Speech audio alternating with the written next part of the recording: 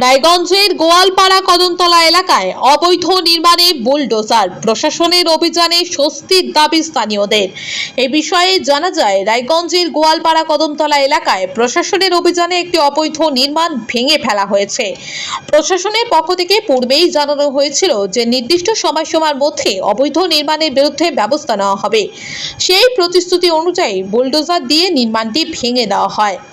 এই বিষয়ে স্থানীয়দের একাংশের দাবি, দীর্ঘদিন ধরে ওই নির্মাণটি নিয়ে এলাকাবাসীর আপত্তি ছিল।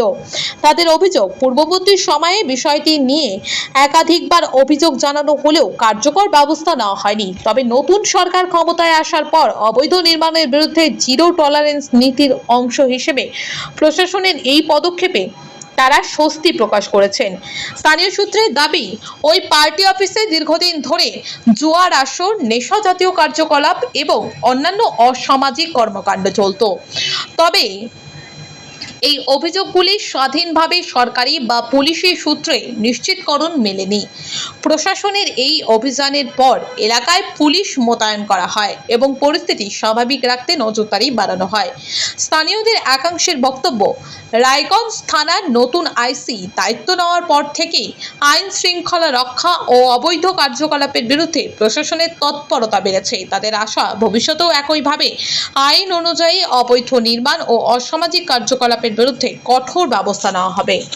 রায়গঞ্জ বীরনগরে এখানে কেন এসেছেন? আমার বোনের বাড়ি আছে, বোনের বাড়িতে আসছিলাম, তো দেখছি এরকম ভাঙা হচ্ছে। কি জানতে পারলেন? তো ভালো লাগছে, আইনের শাসন, সরকার চেঞ্জ হওয়ার পর আইনের শাসন মাফিক শুরু হয়েছে। আমাদের রায়গঞ্জের পৌর প্রশাসন খুব ভালো কাজ করছে। আর আমরা যুব সমাজ চাই প্রত্যেকটা রায়গঞ্জের ব্লকের হোক, মিউনিসিপ্যালিটির হোক, সব থেকে ঘুরে ঘুরে বার করানো উচিত। এখানে কি হচ্ছে কি জানতে পারলেন? এখানে জানতে পারলাম অবৈধভাবে বিল্ডিং করছিল, সেটা আমাদের রায়গঞ্জ প্রশাসন থেকে যেটা খুব ভালো কাজ করছে, ভালো উদ্যোগ নিয়েছে। বাইরের লোকজন থাকলে পরে ওটা জিনিসটা খারাপ দেখাতো। রায়গঞ্জের প্রশাসন খুব ভালো কাজ করছে, আইনের শাসন, এটা আমরা নিজের চোখে দেখতে পাচ্ছি। আচ্ছা, এই ক্লাব নিয়ে তো আপনাদের দীর্ঘদিন একটা অভিযোগ ছিল। হ্যাঁ, অবশ্যই। আজকে কি হচ্ছে? আজকে তার কি বলবো, অন্য ভাষায় বলতে ওটার গতির শেষ হলো।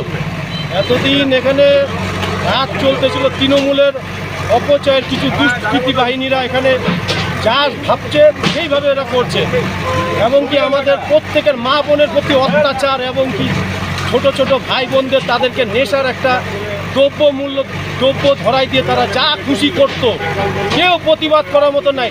এই পাশে আমি একটা দোকান নিয়ে আমি দুইটা কন্যা সন্তানকে নিয়েছিলাম, তাদের এত জ্বালা অত্যাচার সহ্য করছি, তাও আমি বুকের থেকে ছেড়লাম যে এর একটা বিচার দেখেই থাকবো। আজকে আমি খুব আনন্দিত এই বিচারের পুলিশে ভেঙে দেওয়া হচ্ছে পুরোটাই আনন্দ। আমি যখন সকাল থেকে এসে আমি ছিলাম না, আমার দুটো মেয়ে ছিল, তাদেরকে স্কুলে আদান প্রদান করতে হয়েছে। এই মুহূর্তে পুরোপুরিভাবে ফ্রি। কি দেখলেন সকাল থেকে? সকাল থেকে এসে দেখলাম, এখন বর্তমান দেখতেছি ভাঙন হচ্ছে। আর হলো জেসিবিতে ভাঙা হচ্ছে। যেই জেসিবিটা নিয়ে আসছে, এই জেসিবিটাতে বর্তমান আমাদের আজকে পুরো দিনে কমপ্লিট হবে না। অনুরোধ করতেছি যে এই জেসিবি ছাড়া আরেকটা অন্য একটা জেসিবির দরকার, প্রয়োজন একান্তই। এটা যদি আপনারা সাংবাদিকের বলছি, এই যে এটা নিয়ে আপনাদের দীর্ঘদিন একটা অভিযোগ ছিল, কি হলো আজকে? দীর্ঘদিন ধরে অভিযোগ ছিল, এবং সেই আমরা গ্রামবাসী সমস্ত সবাই মিলে একত্রিত হয়ে আমরা থানাতে, সেটাই আজকে তার শুরু হলো। এর আগের দিন গ্রামবাসী মিলে সবাই আমরা ভাঙার চেষ্টা করেছিলাম, কিছু অংশ ভেঙেছিল, কিন্তু আমাদের থানা থেকে এসে থানায় আইসি সাহেব আমাদের ভরসা দিয়েছিলেন যে 3 দিনের মধ্যে কাজটা কমপ্লিট করবে, যে আমাদের হাতে ছেড়ে দেন। সত্যি আমরা খুবই কৃতজ্ঞ যে উনি এত সুন্দরভাবে সব কিছু অ্যারেঞ্জমেন্ট করে আমাদের এই আশা পূর্ণ করলো। এখানে আমাদের নরক রাজ্য করে তুলেছিল, আজকে এটা যদি সমস্ত কিছু নির্মূল যদি হয়, আমাদের সত্যি আমরা খুব শান্তি পাবো। আগামীতে কি ভাবছেন, এখানটা কি করা উচিত? এখন দেখা যাক, আজকে ঘটনাটা তো ঘটে গেল, তার পরবর্তীতে একটা প্ল্যানিং করে দেখা যাক কি করে সামনে। হ্যাঁ, আমরা খুব খুশি। আজকের এই আনন্দটুকু আমরা সবার কাছে যেন চারিদিকে ছড়িয়ে দিতে পারলে সত্যি আমরা খুব খুশি হচ্ছি বা খুশি থাকবো। কতদিন ধরে আছে এটা? অনেক দিন থেকে, আজকে 5-6 বছর ধরে, বিশেষ করে 2-3 বছর ধরে বেশি অত্যাচার করেছে। আমার বাবার নাম পরেশ মণ্ডল, কিন্তু আমরা বাধা দিয়েছি। যখন নাকি ক্লাবটা হলো তখন কিন্তু আমরা বাধা দিয়েছি, কিন্তু বাধা দেওয়া সত্ত্বেও সরকার যেখানে নাকি বাধা দিয়েছি সেখানেই থেকে গেছে।